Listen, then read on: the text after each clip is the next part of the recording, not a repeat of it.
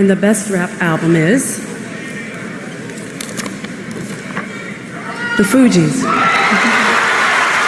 Les Fugees, acronyme de Refugees, sont un groupe américain de hip-hop formé au début des années 1990 à South Orange, New Jersey. Le groupe est composé de 3 membres d'origine haïtienne, Wyclef Jean, Pras Michel et Lauryn Hill. Ils sont connus pour leur fusion unique de rap, de reggae, de soul et de musique caribéenne, ainsi que pour leurs paroles engagées. Début et formation. Le groupe a vu le jour en 1993 sous le nom de Translator Crew, avant d'adopter le nom des Fugees, en référence aux racines immigrées de Wyclef et Pras. Leur premier album, Blunted on Reality, 1994, a reçu un accueil mitigé, mais leur potentiel était déjà visible dans leur style et leurs sujets abordés, traitant notamment des luttes sociales et raciales. Le succès avec The Score.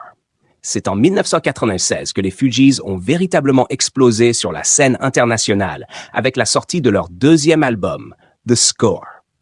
Cet album, qui mélangeait rap, reggae et R&B, est devenu l'un des albums les plus vendus de tous les temps, avec plus de 22 millions d'exemplaires écoulés dans le monde. Parmi les titres phares figurent des classiques tels que Killing Me Softly, une reprise de Roberta Flack, Ready or Not, et Fugila.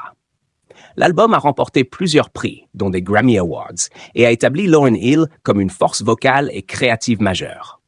Le succès de The Score a aussi permis aux Fugees de jouer un rôle clé dans l'acceptation internationale du rap, en montrant qu'ils pouvaient être à la fois commercialement viables et artistiquement riches.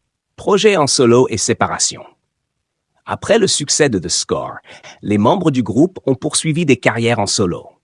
Lauryn Hill a connu un immense succès avec son premier album solo, The Miseducation of Lauryn Hill, 1988, acclamé par la critique et récompensé par plusieurs Grammy Awards. Wyclef Jean a également poursuivi une carrière solo prolifique, se concentrant sur la musique, la production et le militantisme, tout en restant proche de ses racines haïtiennes. Pras Michel a également eu quelques projets solo, notamment avec le hit Ghetto Superstar en 1988. Bien que les Fugees n'aient jamais officiellement annoncé leur dissolution, ils se sont séparés au début des années 2000. Des rumeurs de réunion ont circulé pendant des années, mais le groupe n'a jamais retrouvé la dynamique qui les avait menés au sommet. Héritage. Les Fugees ont laissé un impact durable sur la musique. Leur mélange de genres et leur approche lyrique ont ouvert de nouvelles voies pour les artistes hip-hop et R&B.